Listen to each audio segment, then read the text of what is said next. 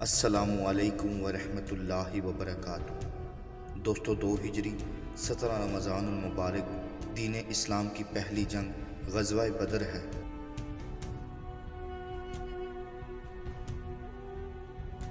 آپ صلی اللہ علیہ وآلہ وسلم اور آپ کے اصحاب نے جہاں دین اسلام کے لیے بہت سی مشکلات اور آزمائشوں کو جھیلا، وہاں پہ دین اسلام کی خاطر بہت سی جنگیں بھی کی۔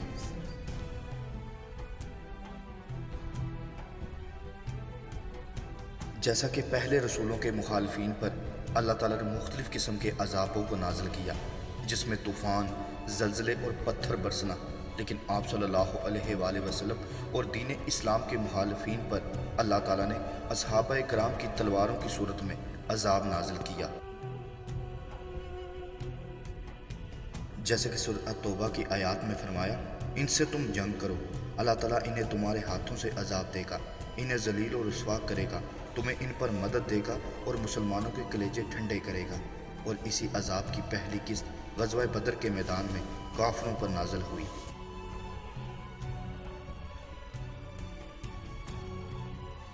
صحیح بخاری کی حدیث میں نبی کریم صلی اللہ علیہ وآلہ وسلم بدر کے دن دعا فرما رہے تھے۔ اس وقت آپ صلی اللہ علیہ وآلہ وسلم ایک خیمے میں تشریف فرما تھے کہ اے اللہ، میں تیرے عہد اور تیرے وعدے کا واسطہ دے کر فریاد کرتا ہوں، اے اللہ، اگر تو چاہے تو آج کے بعد تیری عبادت نہ کی جائے گی، یعنی کہ اگر آج کے دن ہمیں جیت نہیں ملتی تو پھر اس کے بعد شاید کوئی مسلمان نہ بچے۔ اس پر حضرت ابو بکر صدیق رضی اللہ عنہ نے آپ صلی اللہ علیہ وآلہ وسلم کا ہاتھ پکڑ لیا اور عرض کیا، بس کیجئے، اے اللہ کے رسول، آپ صلی اللہ علیہ وآلہ وسلم اپنے رب کے حضور میں دعا کی حد کر دی ہے۔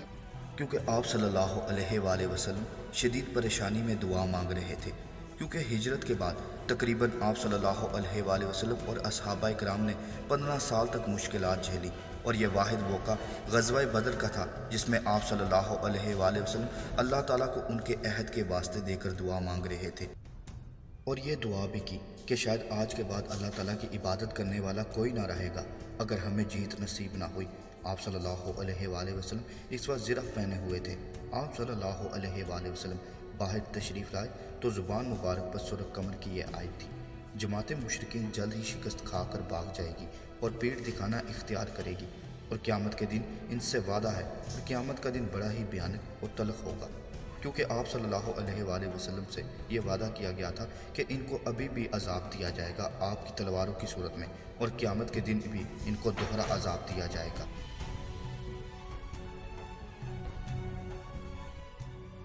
غزوہ بدر پہلے سے طے شدہ جنگ نہیں تھی، بلکہ حادثاتی طور پر ہوئی، کیونکہ اصحابہ کرام کی جو جائیداد و مال مکہ میں تھا اس پر کفار نے قبضہ کیا ہوا تھا۔ اس لیے آپ صلی اللہ علیہ وآلہ وسلم نے ابو سفیان کا تجارتی قافلہ، جو کہ اس وقت مسلمان نہیں تھے، مکہ سے شام کی طرف جاتا تھا، اور اپنے جائیداد و مال کے بدلے میں اس قافلے سے مال لینے کا منصوبہ بنایا۔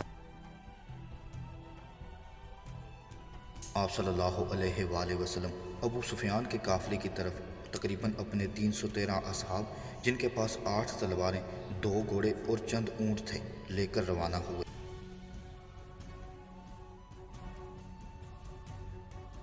ابو سفیان کو جب اس بات کا علم ہوا تو اس نے ایک پیادہ تیزی سے ابو جہل کی طرف روانہ کیا کہ وہ اپنے قافلے اور اس کے مال و اسباب کی حفاظت کے لیے ایک لشکر کو بھیج دے۔ ابو جہل نے جلدی سے 1000 کے قریب اور مکمل ساز و سامان سے لشکر تیار کیا اور قافلے کی طرف چل پڑا۔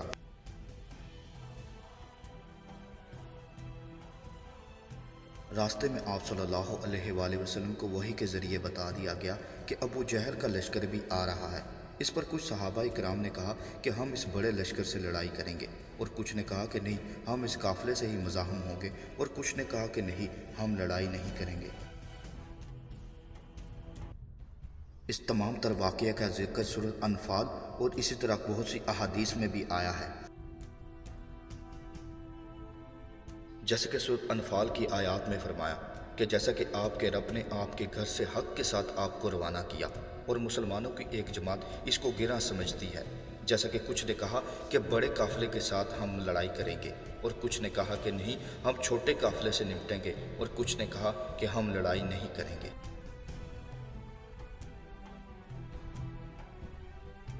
اور پھر فرمایا، اور وہ اس حق کے بارے میں اس کے بعد کہ اس کا ظہور ہو گیا تھا، آپ سے اس طرح جھگڑ رہے تھے کہ گویا کوئی ان کو موت کی طرف ہانکنے لیے جاتا ہے، اور وہ دیکھ رہے ہیں۔ اور تم اس وقت کو یاد کرو جب کہ اللہ تم سے ان دو جماعتوں میں سے ایک کا وعدہ کرتا تھا کہ وہ تمہارے ہاتھ آ جائے گی، اور تم اس تمنا میں تھے کہ غیر مسلح جماعت تمہارے ہاتھ آ جائے، اور اللہ تعالیٰ کو یہ منظور تھا کہ اپنے احکام سے حق کا حق ہونا ثابت کر دے اور ان کافروں کی جڑ کاٹ دے۔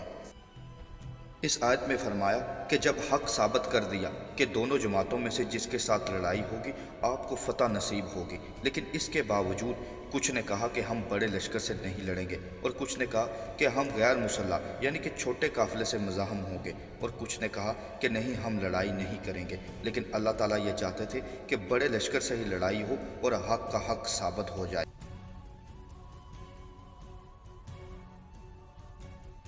انہی موقعوں کے اوپر کچھ اصحاب نے بہت ہمت دکھائی، جس سے باقی اصحابہ کرام کا بھی حوصلہ بلند ہوا، جیسے کہ صحیح بخاری اور صحیح مسلم کی حدیث میں حضرت عبداللہ ابن مسعود رضی اللہ عنہ فرماتے ہیں، میں نے مقدام بن اسود رضی اللہ عنہ سے ایک ایسی بات سنی کہ اگر وہ بات میری زبان سے ادا ہو جاتی تو میرے لیے کسی بھی چیز کے مقابلے میں زیادہ عزیز ہوتی۔ وہ نبی کریم صلی اللہ علیہ وآلہ وسلم کی خدمت میں حاضر ہوئے۔ حضور صلی اللہ علیہ وآلہ وسلم اس وقت مشرکین پر بد دعا کر رہے تھے۔ انہوں نے عرض کی، یا رسول اللہ، ہم وہ نہیں کہ کہیں جو موسیٰ علیہ السلام کی قوم نے کہا تھا کہ جاؤ تم اور تمہارا رب ان سے جنگ کرو، بلکہ ہم آپ کے دائیں بائیں آگے اور پیچھے جمع ہو کر لڑیں گے۔ میں نے دیکھا کہ نبی کریم صلی اللہ علیہ وآلہ وسلم کا چہرہ مبارک چمکنے لگا اور آپ خوش ہو گئے۔ اس طرح حضرت انس رضی اللہ عنہما روایت کرتے ہیں کہ رسول صلی اللہ علیہ وآلہ وسلم کو جب ابو سفیان کی آمد کی خبر ملی تو آپ نے مشورہ کیا، کہا حضرت ابو بکر صدیق رضی اللہ عنہ نے گفتگو کی تو آپ نے ان سے اعراض فرمایا،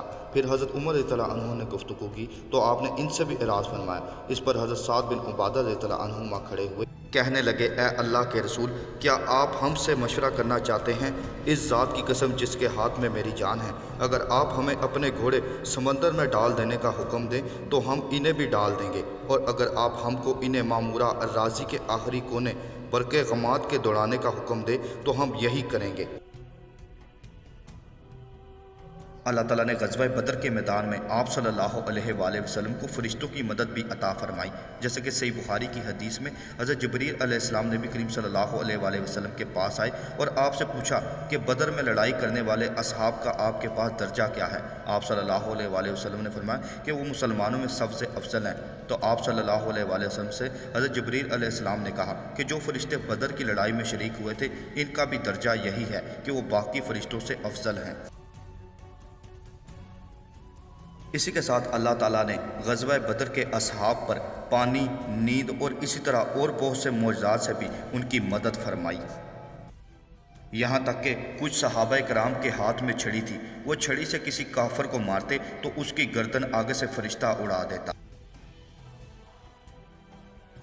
مکہ سے آتے ہوئے ابو جہل نے خانہ کعبہ کے غلاف کو پکڑ کر یہ دعائیں مانگی کہ اے اللہ، حق کو سر بلند کر اور باطل کو ہمیشہ کے لیے مٹا دے، اور میں اس دن کو فیصلے کا دن بناؤں گا۔ تو اللہ تعالیٰ نے ابو جہل کی دعاؤں کو ہی قبول فرمایا اور اس دن کو یوم الفرقان بنا دیا، اور آپ صلی اللہ علیہ وآلہ وسلم اس حق کو ہمیشہ کے لیے دنیا میں سر بلند کر دیا اور ابو جہل باطل کو ہمیشہ کے لیے مٹا دیا۔ حضرت عبداللہ ابن مسعود رضی اللہ عنہما بیان کرتے ہیں کہ جب حضرت معاذ اور معوذ رضی اللہ عنہ نے ابو جہل کو زخمی کر کے نیچے گرا دیا تو میں اس پر سوار ہو کر اس کو مارنے ہی لگا تو کہنے لگا کہ خدا نے مجھے کیسا دن دکھایا، آج میرا غلام ہی مجھ پر سوار ہے، اور اس نے مجھے کہا کہ میری گردن کو نیچے سے اتارنا تاکہ جب سرداروں کی گردن رکھی جائے تو میرا سر سب سے اونچا ہو، لیکن آج وہی باطل ابو جہل کا کوئی اس دنیا میں نام و نشان ہی نہیں ہے۔ وہ کفار مکہ جو کہ خانہ کعبہ کے متولی تھے، وہ کفار مکہ جن کا عرب میں بہت بڑا مقام تھا، وہ کفار مکہ جو کہ اپنے نسب پر بہت فخر کرتے تھے اور غلاموں کو حقیر جانتے تھے، ان کے قبیلوں نے انہیں نیست و نابود کر کے رکھ دیا، ان کے غلاموں نے ان کا رہتی دنیا تک نام و نشان مٹا کر رکھ دیا۔ آپ صلی اللہ علیہ وآلہ وسلم اور آپ کے صحابہ کرام جنہوں نے دین اسلام کے لیے بہت محنت و مشقت اور قربانیاں دی، آج یہی وجہ ہے کہ دین اسلام اس دنیا میں ایک بڑا مذہب ہے، اور انشاءاللہ رہتی دنیا تک پوری دنیا پر دین اسلام کا غلبہ ہوگا، جس کا وعدہ اللہ تعالیٰ نے آپ صلی اللہ علیہ وآلہ وسلم سے کیا ہے۔ اللہ تعالیٰ سے دعا ہے کہ وہ آپ صلی اللہ علیہ وآلہ وسلم اور اصحابہ کرام جیسی ہمت عطا فرمائے۔ اللہ تعالیٰ سے دعا ہے کہ وہ آپ صلی اللہ علیہ وآلہ وسلم اور اصحابہ کرام کے نقش قدم پر چلنے کی توفیق عطا کرے۔ اللہ تعالیٰ سے دعا ہے کہ وہ ہمیں اپنے دین کو سمجھنے، اس پر عمل کرنے اور دوسروں تک پہنچانے کی توفیق عطا کرے۔ السلام علیکم ورحمۃ اللہ وبرکاتہ۔